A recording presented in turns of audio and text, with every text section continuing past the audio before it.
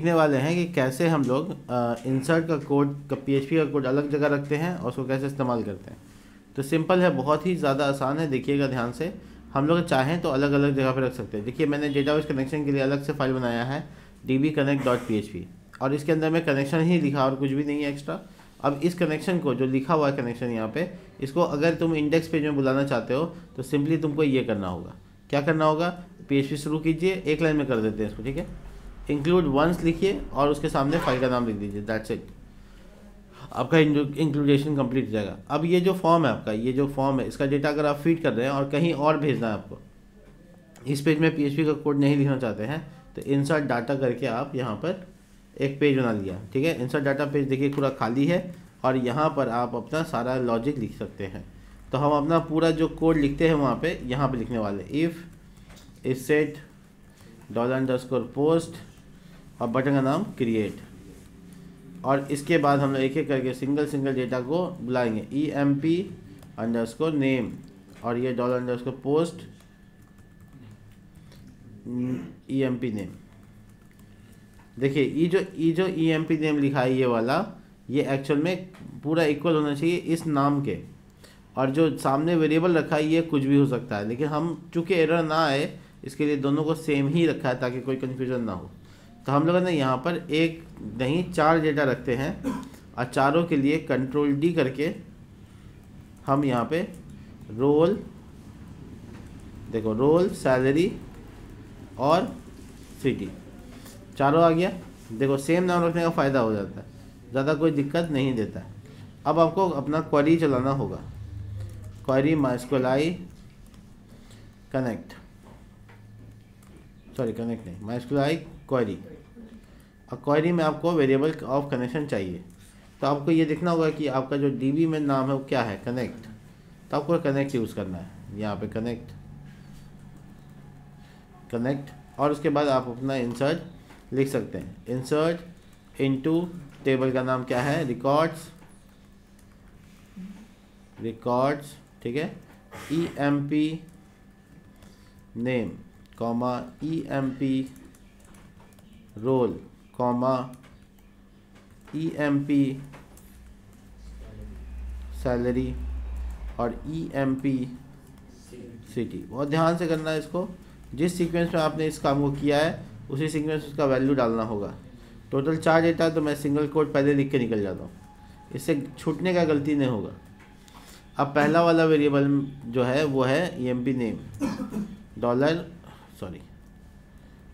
$EMP name, $EMP role, $EMP salary, और last है city, EMP city. एकदम वही सीक्वेंस को अपनाओ और काम ख़त्म करो। अब इफ़ अगर क्वेरी चल जाता है तो, या फिर आप सीधा लिख सकते हो रिटर्न क्वेरी। इसका क्या मतलब, रिटर्न क्वेरी नहीं लिख सकते हैं, क्वेरी वेरिएबल को यूज़ कर सकते हैं सीधा। चलो इफ एल्स कर देते हैं। इफ़ क्वेरी चल जाए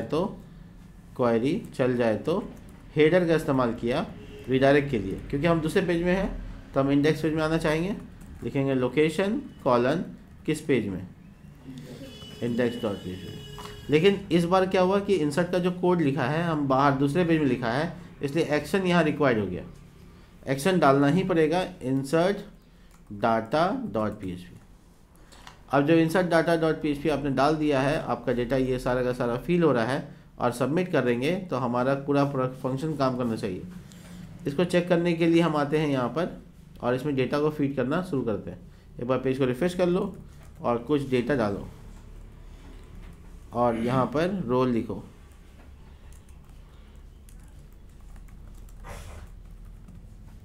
और ये सिटी। देखो सबसे पहले हमको बोला कनेक्ट वेरिएबल आपका अनडिफाइंड है। हुआ क्या, कनेक्शन तो हम इंक्लूड यहाँ किया है, लेकिन हम यूज़ कहाँ किया है, इसमें, और इसमें तो कोई कनेक्ट वेरिएबल अवेलेबल ही नहीं है। तो यही काम जो आप यहाँ पे इंक्लूड का किए हैं, अब आपको यहाँ करने की ज़रूरत नहीं है, आप वहाँ करो जहाँ आप PHP का कोड लिख कर आए। मतलब इस जगह पे पहला लाइन में ये डाल दो, हो गया। उस पर PHP खोलने की ज़रूरत हो रही है, अब तो खुला हुआ ही है PHP। तो सिंपल सा आप यहाँ कर दिए और ये वाला जो एरर है इससे बच गया आप। देखो अब आपको पता चलेगा कि आपका डेटाबेस में स्टोर हुआ है या नहीं हुआ। इसके लिए आप अपना डेटाबेस ढूंढो, खोलो और चेक करो। हालांकि हम कमांड प्रॉम्प्ट, मेरा बंद हो गया था, हाँ बंद कर दिया, यहीं से देख लेते हैं लोकल होस्ट PHP में एडमिन से। तो इंसर्ट का डेटा का अंदेशा है कि हो गया होगा इंसर्ट, कॉलिंग की तरफ सब काम करेंगे। एक बार यहाँ चेक कर लेते हैं आखिर कहाँ तक सही है, हम डेटा इंसर्ट हुआ या नहीं हुआ। क्योंकि इंडेक्स पेज में वापस आने का मतलब है इफ़ काम किया, इफ़ काम किया मतलब क्वेरी चल गया। और अगर नहीं कुछ होता है ऐसा तो सिंपल आप अलर्ट लगा सकते हो, जावास्क्रिप्ट वाला अलर्ट। तो उसके लिए स्क्रिप्ट टैग के बीच में अलर्ट लिखोगे और लिखोगे फेल टू इंसर्ट, जो भी मैसेज डालना वो, और उसके बाद ये टैग को क्लोज कर दो। इससे क्या होगा, अगर किसी तरह का दिक्कत आएगा तो वो इंसर्ट होने नहीं देगा। चलिए देखते हैं एम्प्लॉइज़, टेबल का नाम रिकॉर्ड्स, देख सकते हैं आप यहाँ पे। और रिकॉर्ड्स के अंदर में आप देखिएगा तो डेटा फीड हुआ या नहीं हुआ, इंसर्ट हुआ नहीं हुआ, देखो इंसर्ट हो गया।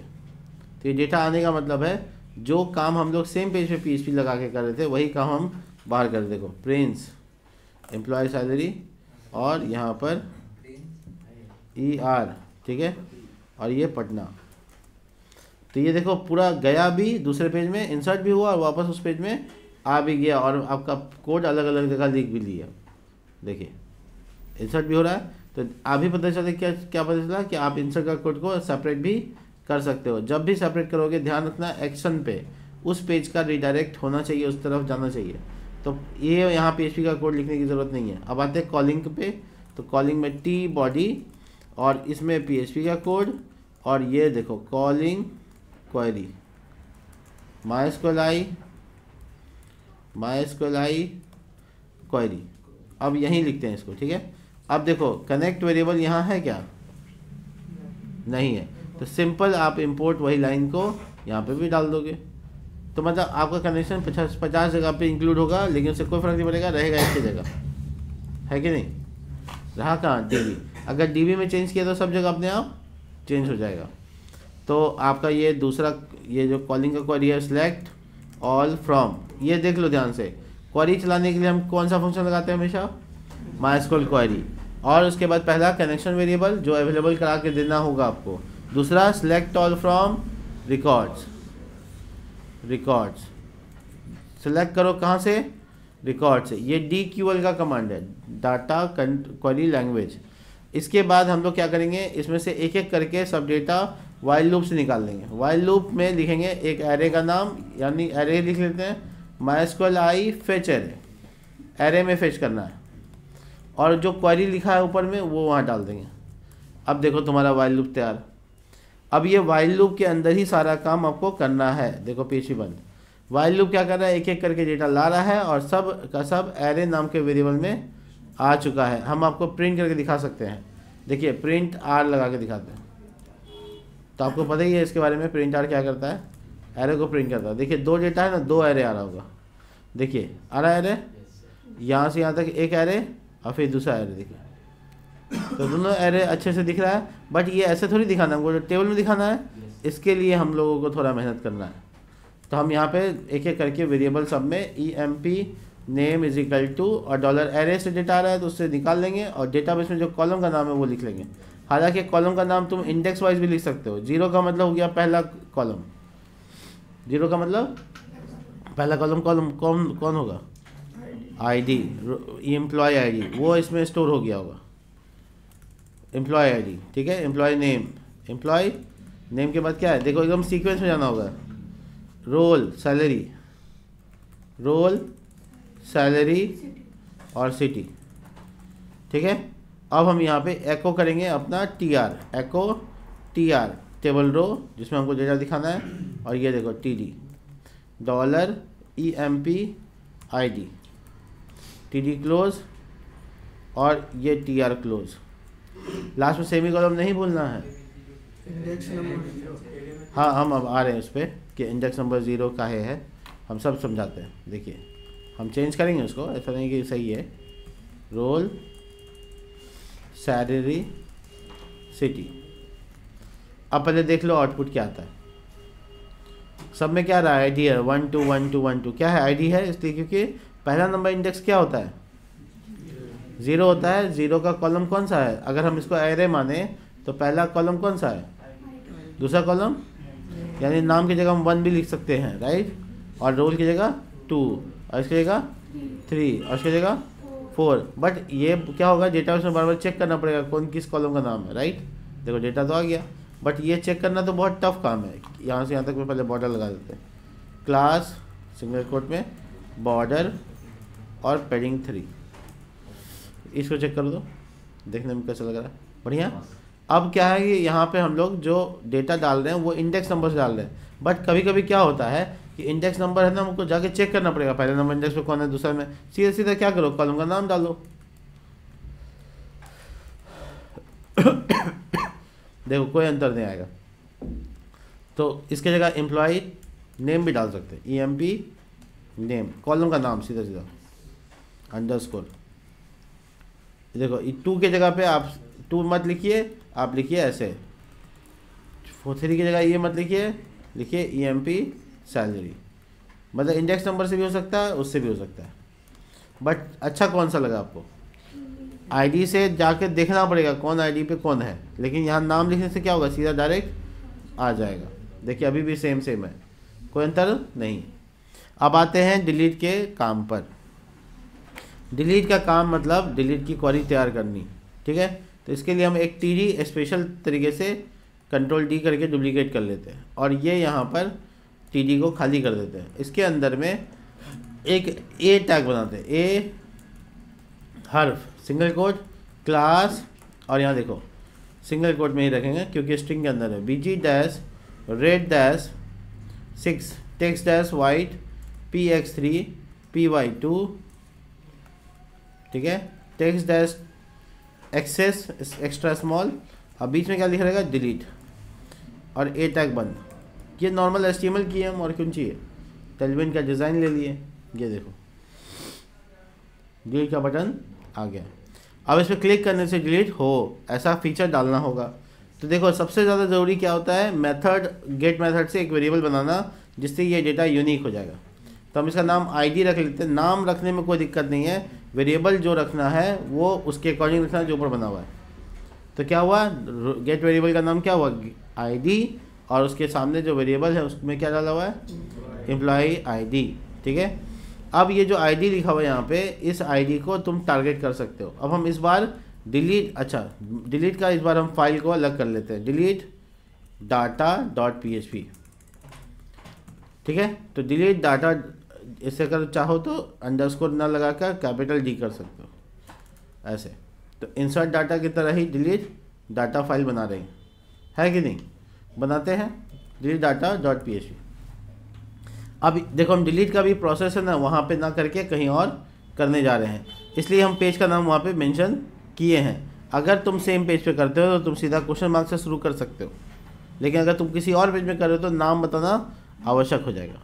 अब यहाँ पर क्या है, डिलीट डेटा का फीचर में यहाँ PHP शुरू करेंगे, और सबसे पहला काम इंक्लूड डेटाबेस का कनेक्शन।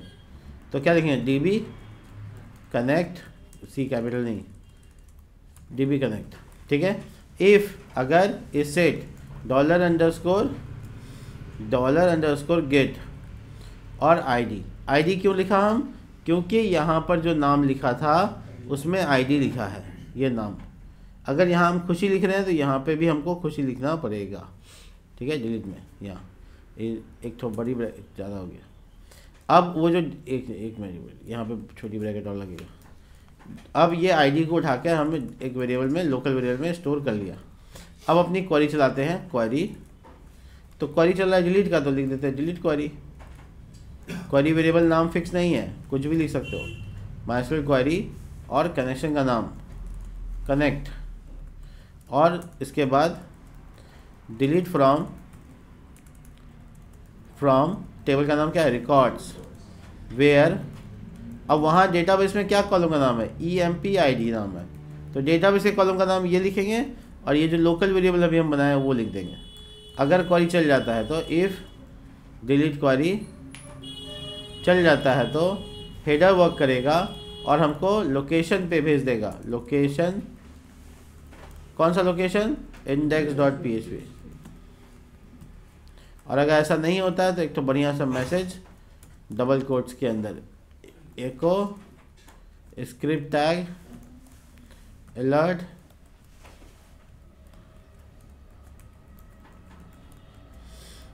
ये देखो लिखते हैं डिलीट फेल्ड, कुछ भी लिख सकते हो जो लिखना है। अब हम इसको ट्राई करते हैं। याद रखना कि इस पेज का इन यहाँ PHP बंद नहीं हुआ, इस पेज का ये लिंक इसके ऊपर क्लिक करने पर आना चाहिए। देखो क्लिक आ रहा है, आईडी लेके जा रहा है, अंदर सारा मैकेनिज्म हुआ है, काम करेगा। चेक करते हैं, ठीक है,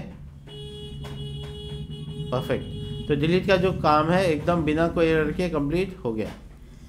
अब एक बार और इंसर्ट करते हैं। देखो इंसर्ट, कॉलिंग और इसके बाद डिलीट। अब हम लोग एक स्टेप और आगे बढ़ेंगे और इस स्टेप में क्या करेंगे कि जो हम लोग यहाँ पर फीचर डाल रहे हैं डेटा का, उसका एक सिंगल डेटा अच्छा छोड़ो, यहाँ पे इसको रोकते हैं। एक सर्च का फीचर हम ऐड करके दिखाते हैं। इसके जस्ट ऊपर, टेबल के जस्ट ऊपर एक तो सर्च का फीचर बनाते हैं ताकि नाम वाम से सर्च कर सके। तो सर्च करने के लिए फीचर जो बना रहे हैं वो टेबल के जस्ट ऊपर चाहिए, इसलिए हम यहाँ पे एक तो फ्लिक्स बना लेते हैं, ठीक है। PY5 लिख देते हैं और इसके अंदर में H2 में इस तरह से मैनेज और यहाँ पर एम्प्लॉइज़, ठीक है। तो ये एक अच्छा सा टाइटल जैसा दिखेगा, देखो दिख रहा है। अब इसको थोड़ा सा बोल्ड और थोड़ा सा साइज में बड़ा करना है तो क्लास लगा दिया टेक्स्ट डैश 2XL या 3XL जो भी साइज़ देना है और फॉन्ट डैश सेमी बोल्ड कम से कम। तो ये देखिए आपके सामने, ठीक है। और हम ये चाहते हैं कि इसके जस्ट अपोजिट साइड में यहाँ पे एक फॉर्म बने और उस फॉर्म के अंदर में मेथड जो होगा मेथड गेट होगा। देखो जो सब सर्च होता है उसका मेथड गेट होना चाहिए, हालांकि पोस्ट से भी हो जाता है लेकिन अच्छा रहेगा। इनपुट टाइप सर्च, क्लास लगा दिया, क्लास में लिखा बॉर्डर px3 py2 और ये हो गया राउंडेड और इसके जस्ट बगल में एक button input type submit, button के ऊपर लिखा रहेगा गो और ये यहाँ पर नाम जो लिखेंगे वो हो गया फाइंड और इसका जो नाम होगा, क्योंकि PHP में नाम बहुत इंपॉर्टेंट है तो नाम होगा इसका नाम सर्च, ठीक है। तो नाम दोनों का इंपॉर्टेंट हो गया। इसमें क्लास लगा के लिख दिया फ्लिक्स यानी डिस्प्ले फ्लिक्स और ये देख सकते हो तुम, ये सर्च पट्टी आ रहा है और ये बटन के ऊपर डिज़ाइन नहीं है तो हम उसको थोड़ा लुक अच्छा देते हैं। क्लास लगा के लिखते हैं BG dash black text dash white px3 py2 और ये देख सकते हो कि बटन जो डिज़ाइन है अच्छा सा हो गया। लेकिन ये जो सर्च पट्टी है इस कोने में हमको चाहिए था, तो इसके लिए इसका जो पेरेंट है यानी कि ये इसमें लिखेंगे जस्टिफाई कंटेंट बिटवीन, देखो ठीक है, आपस में अलाइन अच्छा हो तो आइटम सेंटर, देखो परफेक्ट। तो ये जो सर्च का जगह बनाया है इसमें कुछ नाम टाइप करें और उस एम्प्लॉय का जितना डेटा उसमें से निकल कर एक डेटा आ जाए जो नाम से सर्च करें, तो हम ऐसा फीचर डाल सकते हैं। लेकिन हम यहाँ पे प्लेस होल्डर में ये यूज़र को बताना चाहेंगे कि टाइप एम्प्लॉय नेम, एम्प्लॉय का नाम टाइप करो, ऐसा फीचर देखो अच्छा से आ रहा है। अब हम लोग इसमें जब डेटा को टाइप करेंगे और गो पे क्लिक करेंगे तो सर्च होना चाहिए, देखते हैं काम करता है कि नहीं करता। तो हम लोग है ना देख पा रहे हो तुम कि यहाँ पर एक्शन जो है ब्लैंक छोड़ रहे हैं, इसका मतलब है कि हम इसी पेज में कोड लिख सकते हैं। अब यहाँ आओ जहाँ पे कॉलिंग क्वेरी बन रहा था वहाँ पे लिखो इफ़ इसेट $_ गेट मेथड, क्योंकि फॉर्म जो बनाया वो कौन सा मेथड है, गेट मेथड है, $_ गेट मेथड। बटन का नाम क्या रखे थे, फाइंड, और इसके बाद ये और $search नाम का वेरिएबल से एक तो और छोटी ब्रैकेट, ठीक है, $search नाम के वेरिएबल से ये डेटा निकालते हैं और बड़ी ब्रैकेट में सर्च डाल देते हैं। पता ये चला कि जो सर्च टाइप करेगा यहाँ, जो यहाँ पे पब्लिक टाइप करेगा, ये इस वेरिएबल में आ जाएगा, और आ जाएगा तो हम लोग क्वेरी बनाएंगे। एल्स का पार्ट बनाते हैं, जब सर्च नहीं हो रहा होगा तो वो सब डेटा चाहिए, तो ये जो नीचे पहले से लिखा हुआ है इसको हम एल्स में डाल देंगे। इसका मतलब है तब चाहिए जब सर्च नहीं हो रहा तो सारा डेटा चाहिए, लेकिन जब सर्च हो रहा है तो इसको कॉपी करो, एक मिनट, इसको कॉपी करो इस लाइन को, और सेम इसमें भी पेस्ट कर दो। अब हमको कुछ ऐसा मैकेनिज्म चेंज करना है कि जब सर्च हो रहा हो तो ये काम करे, और जब सर्च ना हो रहा हो तो ये काम करे। तो सर्च हो रहा हो तो क्या होगा, select all from records where और उसके बाद EMP नेम, जिसका एम्प्लॉय का नाम लाइक जैसा हो, किसके जैसा हो, जो टाइप किया उसके जैसा हो। तो सिंगल कोट, 2 बार परसेंटेज, और बीच में वेरिएबल का नाम सर्च, दैट्स इट। ये थोड़ा सा स्कूल क्वेरी है कि एम्प्लॉय का नाम यानी कॉलम का नाम इक्वल टू भी लगा सकते थे तो पूरा लिखना पड़ता। लाइक लगाने से क्या होगा कि जैसे कुमार में MUR को लिख दिया तो भी सर्च हो जाएगा, ठीक है। अब कोई जैसे प्रिंस है उसमें RINC लिखा तो भी हो जाएगा सर्च। तो इसका मतलब है पूरा नाम ना लिखे तो भी चल जाए, आगे पीछे क्या लगाना है, परसेंटेज का साइन लगाना है, तब वेरिएबल डालना है। बस ये माइस्क्यूएल का सिंटेक्स है जिसको हम फॉलो किया है यहाँ पे, और काम ख़त्म। आप देखिए मज़ा ही आ जाएगा आपको। चलिए कुछ डेटा पहले डाल देते हैं। पटना, पहले और डेटा डालते हैं। खुशी, अरे बढ़ा देते हैं।